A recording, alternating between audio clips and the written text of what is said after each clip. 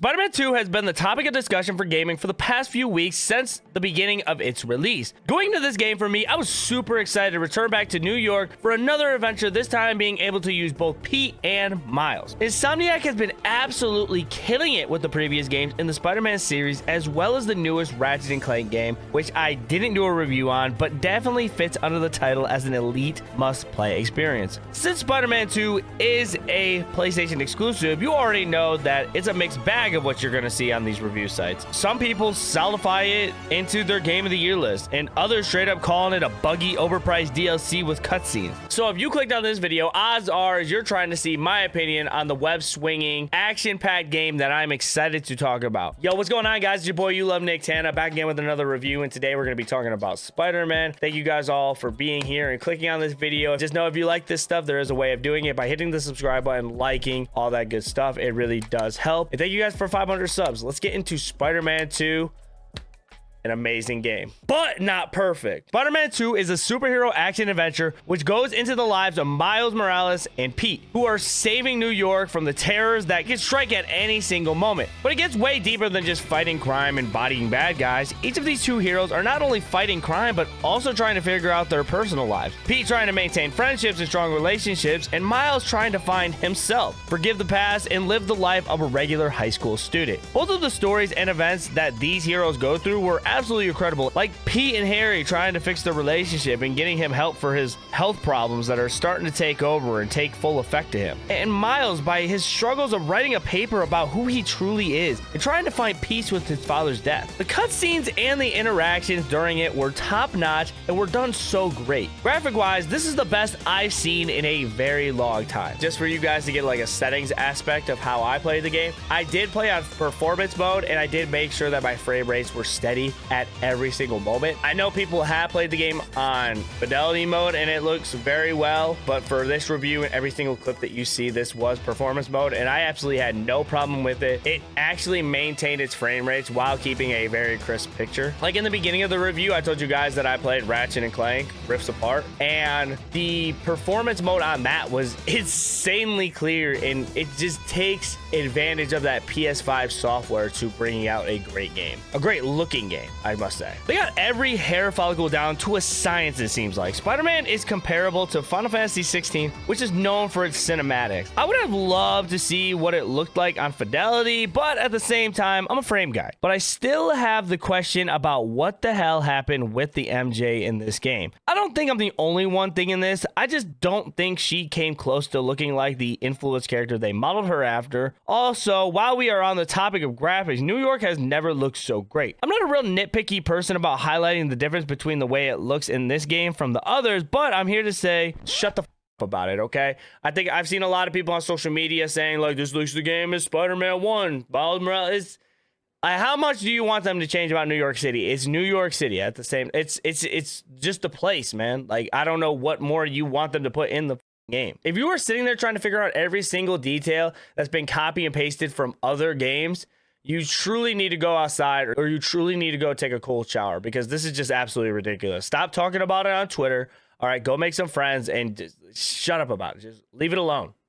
It's not that deep. It's never been that deep. I even seen this tweet about somebody looking into the building and talking about how the NPCs looked from the same from this room into this room, and I'm like, oh my god! Like if that's what you're doing with your Spider-Man 2 playthrough, man, then all means go to it. But I'm not doing. That's not how I played the game. Spider-Man 2 kicks off with an insane banger of an intro. It kicks off with a familiar face in the Spider-Man universe, Sandman, where the game takes you through a refresher and tutorial while throwing in a skillful boss fight. Spider-Man 2 really captured this moment perfectly. I was a little rusty from playing Miles Morales 2 years ago, so it was nice going back over the basics, but it also did a good job of explaining some of the new features and moves for combat that they tossed in. Web swinging, the different aspects of the items you could grab with your web, and much more. I love that it gave you a little taste of each character, as well as the way Pete and Miles work together to take down the toughest and menacing enemies that will come your way. I was listening to Gamertag Radio at one point, and they did a review on Spider-Man 2, and Paris Lily talked talked about how the opening to Spider-Man was just perfect and how he smiled from ear to ear. And I really looked at that and I listened to that and I was like, I really have to sit there and dissect it a little bit more if it's truly that great of a feeling. And honestly, I can't blame the man, because this has been a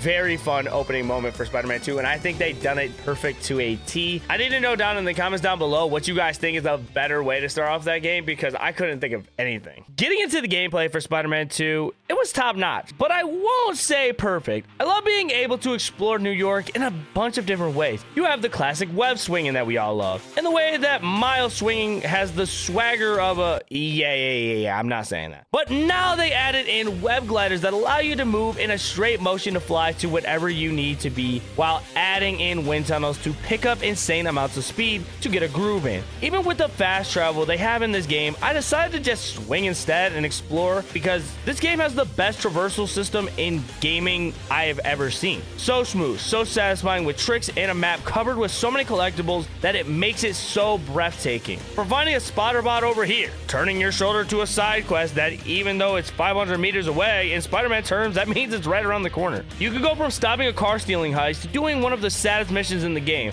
I'm not gonna spoil it for you guys, but if you know, you know. This game gives you options, and if you play this game right, you won't be asking the question of, what can I do next? It's harder to find things for what you can't do versus what you can. When a game like this makes you say, nah, I'm cool on the main story right now, let's go see what's popping over here and the things I can find on the way, it's a recipe that keeps cooking. I was taking pictures of cats, doing some engineering, doing trials that were a pain in the ass. Look, if I have to get a gold in these to get the platinum for this game, I'm gonna be absolutely sick to my stomach, because this might be the only chance possible that I have to possibly platinuming a game. I've never platinumed a game on the PS5, and I know, before y'all get off in the comment, he's not a real gamer. Look, all right, let me be. All right, I'm working on it. I'm figuring it out, but I definitely want to try and platinuming this. I'm struggling, so I'll have to keep you guys posted on that one. Leading this into something I really want to highlight is where Spider-Man 2 shines is the side missions. Obviously, the main story of the game is going to be at its peak, and I think it's one of the reasons it reached a 90+ score on Metacritic. If the main story wasn't good, it would have gotten a 82 or some shit, or whatever Starfield got. Yo, I had to throw in my Starfield. You Xbox fanboy started this, all right? You Xbox fanboy started this. Spider-Man 2 had a few different side quests, from Pete learning and trying to stop a group of individuals called the Fire Cult, to Miles Morales figuring out a mystery of prized museum items going missing that I really loved, because it adds more layers to an already super packed and drama-filled story. But I'm not here to solely talk about those two things. These FNSM missions are just fantastic, and even just heart-filled moments that highlight a bunch of lore and side stories to the game that you didn't think you would need until you played them. Just trust me on it. No spoilers to this part. This game still has that fighting in a mosh pit for your life feel, using attacks to combo your enemies in different ways, such as punching the living shit out of someone, or maybe you decided you're gonna uppercut them so hard that they fly in the air like they stole a piece of gum from Batman, and then swing kick them off a skyscraper that you could see every inch of the city off of. The thing that I want to highlight about this fighting style that's always been around that I loved was the fact that it feels so smooth and has a flow. Fighting, you never miss a beat. It's a game that can make fighting 15 people feel like a breeze due to the way you could dodge while timing up attacks that Insomniac tells you, oh shit, my spidey senses are tingling, might as well press the circle button,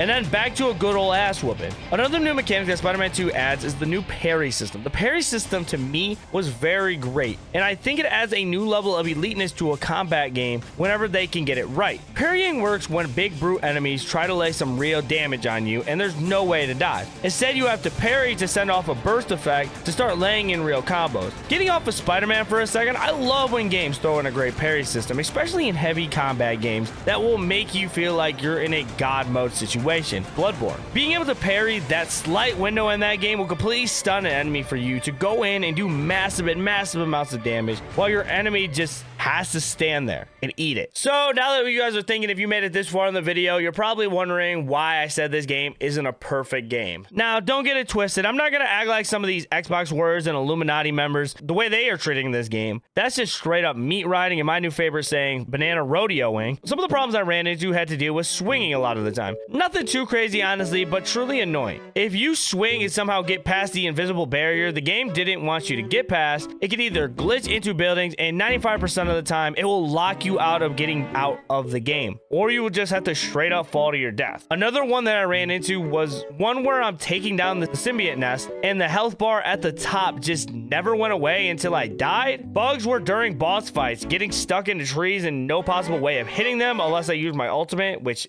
thank God it had reached. Overall, this game isn't a bug fest. Well, there's bugs in it, but it's not a bug fest. But more the fact it had its problems, and that's why I cannot say it's a perfect game. Now, mind you, other games I've given the title of perfect to may have little opinions with the game that others may or may not like, but that is again opinion bias and not more of a broken aspect like this one. So unfortunately, I couldn't title it perfect, and I know you guys heard about the sugar cube situation.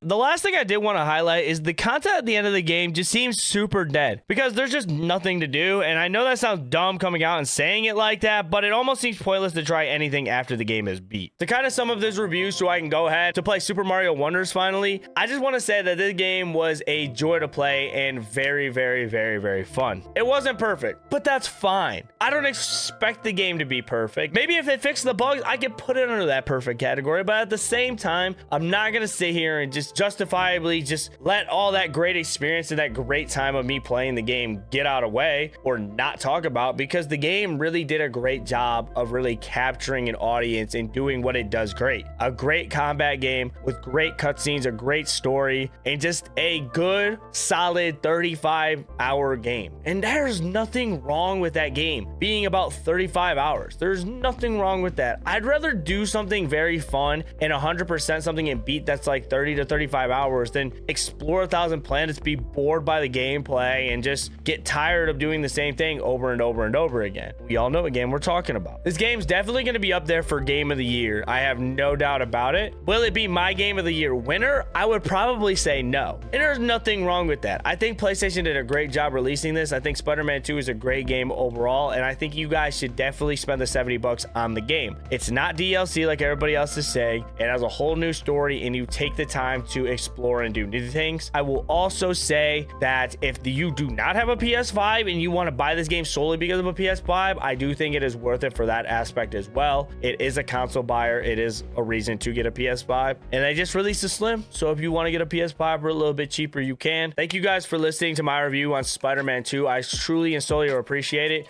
We just hit 500 subs on the YouTube, and that means the absolute world to me. If you guys like when I critique video games, talk about video games, and the like that I see them, please make sure you guys hit the subscribe button. Again, I know I'm asking you for a second time, and that is truly and seriously annoying, but I do get a lot of these videos where people just watch and don't really want to hit the sub button. I work very hard on my craft. I would really love to see you guys on my next adventure and my next review, which is going to be Super Mario Wonders. Hopefully, could be something else, but I am playing Super Mario right now, so that's probably what it's going to be.